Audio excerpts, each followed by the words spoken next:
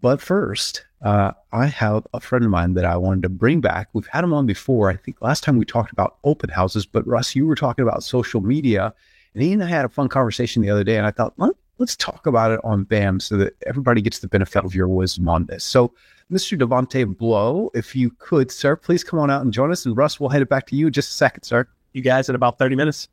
All right. Thank you. Good morning, man. How are you? I'm great. It's beautiful out here in Washington. How are you, bro? Bellingham, Washington, the birthplace of EXP. Yes, sir. So, Mr. Blow, for those of you out there that don't know Devontae, would you mind giving us a brief intro to you? And please do include about your book, Just One Layup. Yeah. So, you know what? I'll start there. Just One Layup. This is an amazing book that it encapsulates a lot of my history here in EXP and in real estate. And then it starts before that as well. From the restaurant industry, struggling to find out, hey, what the heck can I do next? And then going into real estate and having success there, and how I do not believe in the one size fits all mantra, but rather that we all are our own magic bullets. And so that's that. And then me, man, I'm just a fun dude up here in Washington State who loves selling houses and making people's day better, bro. That's it. Yeah, man. And we had a great conversation. I know you're very good at open houses. And what I loved most about your open house conversation we had was you want to remind people when you do open houses, like what time and what day you typically will do them? Yeah. So you know what? Typically when I first started, I was like, I'm going to do them on Saturdays and Sundays. And then I got this wild idea one day to do it on a Friday at like the weirdest time, right? I'm like, I'm just going to do it from like 1 to 3, 1 to 4 on a Friday. And it was the busiest open house still to this day that I've ever done. And so that I threw that in my repertoire. Fridays, I love. I mentioned that I had a friend of mine in a mastermind, some group of top agents, and he was doing over 200 deals a year, most of them listings. And he stands up and he's like, yeah, so anyways, I had the sellers all come to my office. I don't go to their house. And we're all like, wait, you can do that? And I think it's like interesting when people kind of go against the grain of what's traditionally thought of, because most of us think open houses, got to kiss the wife and kids goodbye and miss their weekend, miss their activities and things like that. Yes, you have to do that if you think you have to do that. But if you don't think that you have to do that and you're willing to try other things, that's a great thought for you to just push boundaries so that you can have the life that you want and draw your boundaries where you need them for whatever lifestyle you want. But we don't want to talk about open houses today. We want to talk about social media. And we were talking about this, and I'm going to call you out. You had a little bit of imposter syndrome on this. You're like, I don't know. I don't do a lot of production. I asked you how much you do. And man, it's more than most agents will ever do in this industry. And so it's the truth, man. It is the truth. And so to be generating multi-millions in volume from social media is tremendous. You go against also convention in this as well. So your Facebook strategy, it's focusing heavily on Facebook instead of necessarily Instagram, although you do use Instagram. What made you realize Facebook was going to be that better platform for you? And how do you structure your content there to generate leads? Yeah. So the biggest difference for me right now, especially in my business, is Instagram I'm using to educate and help out other agents, right? And we made that switch about a year ago. Facebook has consistently been like the most active and most engaging platform that I've ever been on. And that's because I'm getting old, man. I'm 35. So all of us are on Facebook still. And my mom and everybody that has known me since, I've been very young, or they've watched the progression of me. Right. And so my strategy on Facebook is to invite them into that world, invite them into, hey, you know what? I just spoke at Western Washington University and I had such a great time, and post pictures, and like people are just reaching out. Oh my gosh, that's so awesome. That's so you. People, they feel as if they're part of my journey. And what's awesome is they know that I'm a real estate agent. I don't have to repeat, hey, by the way, I just sold this, or I just listed this. In fact, I actually, after our conversation, I went and looked back, and it's been years since I posted a just listed or just sold on my Facebook. And the reason is because they know what I do. I make hints, I give hints here and there, but I just update them on my daily life. Hey, this is what I'm doing. I've been here, I've been there. I was at EXPCon in Miami. People love that one as well. So, just having a good time updating people on life events. Yeah. And, in terms of creating your audience in Facebook, it seems funny. You say, hey, we're getting old and, we're still on Facebook. And I think sometimes people think, okay, what's the new platform, right? I remember back in the late 2000s, a bunch of top agents I knew went back to newspaper advertising. And I asked them, what are you doing? And they're like, look, the eyeballs are still there. And because everybody else went to the next new thing, it got cheaper. It got real cheap. And so for them, it made a whole lot of sense. Facebook is not newspapers, friend, but when we get bombarded with TikTok and Lemonade, and I don't even know how to pronounce the name of the one that was going to replace TikTok before they repealed the ban. So, but it's tempting to then think, I got to get ahead of the curve. I got to get on the bleeding edge of things. Well, the bleeding edge is the bleeding edge for a reason. You may make it, you may not. Facebook is definitely tried and true. When you think about building your audience there, are you like hardcore, digitally prospecting to find new people to add to them? How do you go about creating that audience? Yeah. So again, this goes back to, I think Facebook started maybe when I was in 8th or 9th grade. So maybe it was somewhere in high school. But anyways, I've had this audience of people that already know, like, and trust me for a very long time. And so I actually don't add a whole bunch of different like real estate agents or, vendors unless I've worked with them or unless we're actually like friends. I'd refer Bill over to you. I want it to be so organic that I don't reach out a lot on Facebook to add more friends. But the people that are on there, and it's growing on a daily basis, right? It's like, oh, hey, I went to high school with this person. Oh, that's my dad's mom's aunt twice removed. It's like, hey, yeah. It's so funny. A slight plug. Facebook has introduced me to so much family. Like, I have so much family in Florida I didn't know about. So it's like, all right, sweet, let's go. I'm hearing referrals, man. I'm hearing referrals. Right.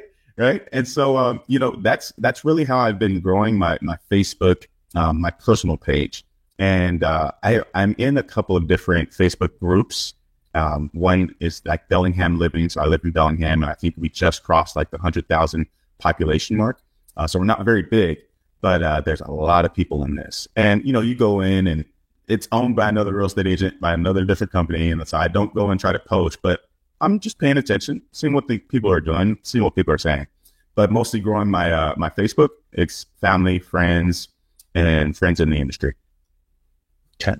And how does that influence the way in which you market on there? I mean, are you posting just sold, just listed, here's my open house, all the kind of traditional stuff you might think that you would want to post as a real estate agent? Man, I'm going against the grain. I'm going to ruffle some feathers. I don't post any of those. I don't post just sold, just listed. In fact, I just did my my recap of 2024, and I don't think I put a house sell on there. It's just showing people the lifestyle that I'm living and the impact that I'm making on my community and in the industry as well. By speaking, and things like that. So I don't post a lot about real estate at all. Sorry, man. So you mentioned some of the things that you do post. Can you give us a sample, like past few weeks or whatever? What all have you been posting up there so they have a sense? Yeah. So let's see. It was last week I made a post. It was about me going to speak at Western Washington University. It's the biggest college that is here in our town. We have 3 colleges here, and it's quite big for Washington State too, and spoke to the Entrepreneurship and Innovation Club. And it's a great time. And, there's some funny pictures of me like being super serious when I was talking and then making fun of myself. And, kind of gave a little synopsis of what I talked about, right? So, hey, entrepreneurship is X, Y, and Z. To me, this has been my experience. And a lot of people have seen me on my Facebook, have seen me walk through the things that I was talking about. And so it resonated with them. Before that, we're doing recaps. I did a recap on January. That was pretty fun. Let's see what else. I haven't even posted that. This is actual news. Like, this is hot off the press. My wife and I, we are selling our house and buying a new house. I haven't even made that post yet. So, super excited about that. But, those are the things that I'll be posting. I find moving as a realtor is penitence for all the things you've done wrong in your career. It's your punishment, man. So I'm sorry to hear that you have to go through it. Yeah, I went through 3 moves in under a year, man. I think I've been absolved of all my past sins. So So here's what's interesting. I bet people are hearing this and going, okay, but how do you get business, right? So you post about your life. That's great. But how does that turn into business? Can you share a little bit about how this works? How do you turn those likes into leads? Yes, I love this. So this is where it gets fun, right? So all the things that I'm posting are, number one, they're going to keep you top of mind, but then two, they're conversation starters, right? I had somebody, after I posted the Western Washington University, I've had 3 people reach out since then. 1 scheduled another speaking engagement, and then 2 were like, dude, oh my gosh, I just found this house in Oak Harbor, Washington. I saw that you're speaking in Western Washington, which is they're about an hour away from each other, but I actually grew up in Oak Harbor. And so they're super interested in trying to buy. And then there's another person who lives in Anacortes, who 45 minutes away. They're looking to sell 2 properties and purchase essentially a compound for them and their grandparents. And it was just staying top of mind, right? They reached out because they liked it, they commented on it, and then, within a day or two, they're messaging me, oh, by the way. And I love the oh, by the way conversations. When I reach out to people, it's genuine. I don't use Facebook, to try to get business, but it does work though. At the same time, like I won't reach out to somebody and say, hey man, you ready to buy? I'm actually commenting happy birthday. I'm not using the little, that little button that you can press and it's like the stock happy birthday with the flags and everything. Hey man, happy birthday. And then I'll reach out on the DMs as well. Yo, happy birthday, shoot a little video text. Love those. Open rate on those is crazy. But people just reach out. It keeps the conversation going. Like, dude, Devontae, what the heck? You were in Miami? That's so cool. Yeah, man, it was, and then by the way. So those by the ways, that's where the business is at. Yeah. And I think what's really important about this is it fits into a broader strategy. And lately I've been doing a lot of interviews with our top agents for these lead generation training modules we're creating through the university. By the way, shameless plug, stay tuned. That's coming. But they're fitting social media almost like a add-on, an extension of their CRM. And so where you would traditionally do like a touch campaign over the course of a year, where you might do pop buys, phone calls, and then email campaign, newsletter, and things like that. You're using Facebook as that sort of personal touch, but that's not the only thing you're doing, right? Can you talk a little bit about your CRM and Instagram and how all that fits together? Yeah, absolutely. So, we're still using KV Core for our CRM. And honestly, one of the biggest things that comes from all the social medias is, of course, you want a newsletter, right? You want to have some type of thing that says, I am still in real estate, guys. You got to give some bit of like, hey, I'm still doing this. And so the opt-in rate, after people see you in the light of success or in the light of success of real estate, they want to know more about it. And so I have a plug that says, if you'd like more information, subscribe to my newsletter. That's where you'll be inundated with this house I just put on the market. I have, this buyer looking for X, Y, and Z. And this is a weekly newsletter that goes out. So we use that a lot as well. And then going back to Instagram, I actually do about 30 DMs a day. 30 DMs a day. So I'm like hounding. I spend an hour just DMing people that I know, people that are following, people that I aspire to be, or people that are looking for, coaching that I could help out with.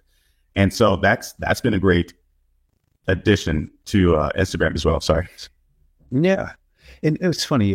We had John Cheplack, an amazing coach, on a call yesterday with our top attractors, right? And he was talking about attraction strategies, recruiting agents into EXP. And what he said was very true, right? Back in the days when you were recruiting, it was usually kind of like 3 deposits, then you make one ask, right? So I love. Oh, hey, by the way, would you be interested in having coffee and talking about this, right? Whatever that might be. What he said is that those days are gone, right? People have become jaded.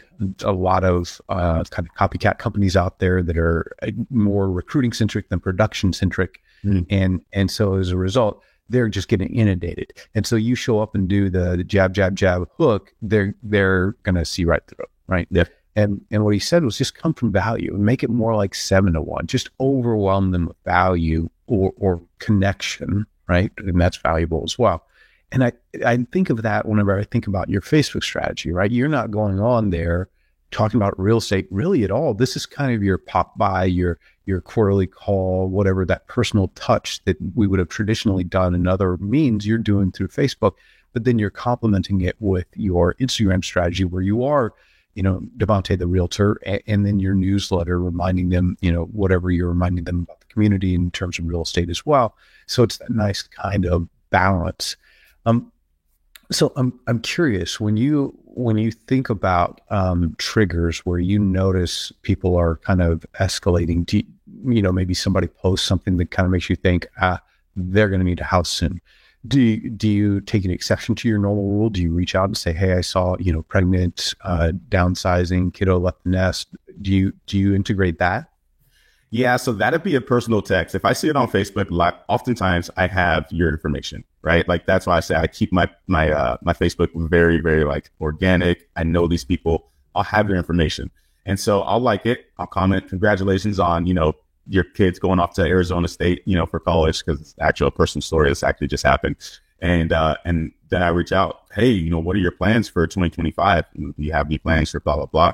And, I don't say it like that. I don't come out straight like that. But, it leads to that conversation, which is the ultimate, like, it doesn't matter. Real estate, there's no one size fits all, but there's one common denominator, and it's conversations, right? That's right. Yeah. And just like you would at a cocktail party, just, understanding what's going on in their life and seeing your opportunity to share with them, oh, I can help with that. It's very, very organic, very personal approach. I'm curious when you think about like the things you posted, and maybe Facebook isn't the best platform, maybe it is. On Instagram, what have been the most effective posts for you in terms of generating either conversation or immediate need, people raising their hand saying me? And yeah, you speak to the pain points. You either speak to the pain points or you speak to the design, right? That's really been successful. That's really been helping me be successful on Instagram. Speak to the pain points. Right now, my target audience on Instagram is agents who have less than 4 years in real estate. So I'm speaking to a lot of the pain points. You know why? Because I was just there. I remember, and I'll tell the short story. I remember being down to $50 in my bank account, right? And this is 2 years ago. $50 in my bank account. And I was terrified. I'm trying all these organic ways to, generate business. I'm trying this and trying that. And I'm like, spent so much money. That's what I was thinking about last $50. Spent so much money on things that really didn't resonate to me. They weren't in my wheelhouse, weren't in my strengths, right? And so when I got back to my basics, open houses, speaking engagements, like being out and part of the community, that next year, because that was December, I remember I'm like, Christmas is coming up. I got $50 in my account. My wife is, she's sick and everything. And like, what's going on? I can't do this. And January, everything took off because I got back to the basics, started doing open houses, started being part of my community, and that's when the floodgates opened. So that's really that. That's awesome. And what's the order of operations here? Are you adding people to your CRM first and starting them on those drips and then seeking them out on Facebook as you meet people, I mean to say, or is it the reverse? Are you hitting them on Facebook first, developing personal, and then going and adding them to your email newsletter? Yep. I just had a listing appointment last week, and where am I going to find these people? Super nice people, maybe in their early 60s, beautiful house. And I was like, well, Facebook. So I searched them out, and that's the first place that I put them. I tried to find them on Facebook, and I found them both on Facebook, sent them a friend's request, right? And he's like, okay, because they were super nice. They were very nice to me. They gave me some canned peaches like that they made, or not canned, jarred peaches, jarred peaches. Super nice family. And you know what? They chose to use me, but even if they didn't, I was like, these are really cool people that I would actually hang out with. Like I'd do a double date with. And so I add them there. And then of course they go to the CRM afterwards. All right, cool. So, and then your email newsletter, give us an idea of how are you developing that? What goes into that each time? Yep. So we have, just listed, like if I have a beautiful listing, where I'll be for my open house that week, and then, a local event here in Bellingham, then in Whatcom County, and then one county below, which is, Skagit County. So we have like what cool events are happening. And then I also have one part that says, I have this buyer looking for X, Y, and Z. If you know anybody that has, the house that we're looking for, please let me know. So it's just a nice little call to action. And honestly, I haven't got too many listings out of it, but you'll get people that are like, hey man, I have that house and we're looking to move, so like that's a little strategy that you can throw in there as well. Awesome. And the whole entire ecosystem that you've created here, where you're kind of almost compartmentalizing your lead generation with Instagram, the realtor style posts that you're making, what's the cadence like? Give me a sense of the last few posts that you've been making on Insta. Okay. Last post, I was walking around my office and I was just encouraging people. Like, you know what? What did I say specifically? I remember I said that the most amazing things happen when I put myself in the right rooms or put myself around the right people. And so, it's encouragement, motivation. This is a problem. This is how we fixed it. And then, showing parts of my day, showing the fun parts and then showing the parts where I'm out in a glacier. It's about an hour away up in the mountains, and my lockbox doesn't want to open because I don't have Wi-Fi or anything. So showing the real parts of being a real estate agent as well. So not necessarily the sweaty palm, heavy breath. Hey, I'm here to help you with your real estate needs kind of approach, but lighter stuff as well. And you use social to actually attract agents as well. Mm-hmm. So yeah. You mentioned about the DM strategies. Tell us a little bit about that. Yeah, of course. So listen, we want to solve a problem. And, like we were talking about earlier, I was so, I don't want to say against agent attraction, but I just didn't understand it. And so when I went to Miami this last time, it really opened my eyes to EXP is the racehorse. And for so long, I was thinking that I was the racehorse, right? Like I am, I'm part of this. But if I said, yo, join me, I'm great, I'm with EXP, like you got to do it, then what else? Versus switching it and saying, you know what, hey, I joined this amazing company that has turned not only my life, but my business around. In fact, I'll tell this one story just to speak to those that are not with EXP. I've had my state designated broker who lives about 2.5 hours away. My wife was, we had an incident in our family, and EXP reached out from Glenn to Russ. I mean, everybody reached out and they really cared. And not only that, but the state designated broker drove 2.5 hours to my house, my personal house, to drop off food that night. And it's like, you know what? A company that cares that much, I'd be a fool to not tell everybody about. It's almost like before you had ice cream and then you have ice cream, you're like, oh my God, yo, you guys know about ice cream? Well, do you guys know about EXP? And so, I'm telling people about EXP and how amazing it's been, and it's changed everything. That's awesome. That's incredible too. Who's your state broker, by the way? So it was Robin, but she moved to Colorado or something now. I miss her. No, but now she's knocking it out of the park. We have an amazing crew out here. That sounds problem. That's good. That's cool. All right. So you got me. I'm interested, but I don't know anything about social media. So tell me, like, step 1, step 2, step 3, what are the next 3 steps I should take if I were going to go implement a social media strategy in my business? Yeah, you know what? Step 1, know who you are. Like I can go on Instagram and try to be Tina Call, who's freaking fantastic, but we already have a Tina Call. We already have a Go-Go, right? We already have a Brian Owens. And be yourself. And really, that's step 1. So how do I want to portray, or how do I want to come to camera? Do you want to be like, for instance, me? Yeah, I love to have a good time. I love to like make people laugh. So that's laced in everything that I do. I mean, even down to my listing appointments, we're going to have some fun. We're going to get stuff done, but we're going to have some fun. And then number 2, who's your ideal client? Like, what problem are you solving for people? Whether that be you're the first-time homebuyer specialist. Okay, well, speak to the pain points of the first-time homebuyer.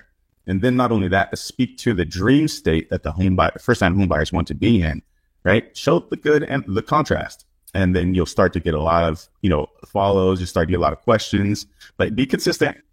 And then number 3 is make a schedule.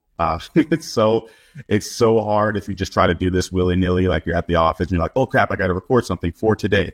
Why not make like 1 day a week or 1 whole day a month and just batch your content so that you don't have to worry about it? And then there's apps out there that help you post when you need to post as well. You just upload it all and then let it go. So those would be the 3 things. Know who you are, know your ideal client, and then put some systems around those 2 things. Yeah, I think that's absolutely well said, in the right order of operations there. And I think that last one is what trips a lot of us up, right? We start off with great intentions, and then we kind of fall off. Inertia gets us, maybe a little bit of laziness, And sometimes you just gotta, ball up your fist and get into a mental fist fight with yourself and overcome that. And it definitely helps if you've got some in the can ready to go when your energy and your willpower are up. Take advantage of it. Make hay while that sun is shining, so that when your willpower is down, you got something just quickly put in there. Thank you, man. I appreciate you as always. Thanks so much for coming back and sharing with us. I'm looking forward to our next conversation. I really appreciate you. Appreciate you, man. Happy Valentine's Day to you and yours. All right, Mr. Russ, we are back to you, friend. Did I tell you guys that was going to be baller level stuff? Come on, really? You know what I love, Devontae? It's just simple stuff you can do every single day. It's not super overwhelming. It's a lot of little things that add up. It's not the big chunks. It's a bunch of little chunks that add up over time. So I love the way you roll, brother. You're one of my favorite people. So keep doing what you do. Yes, sir. All right. All right, guys. Thank you. You got it. See you guys. All right. There you go.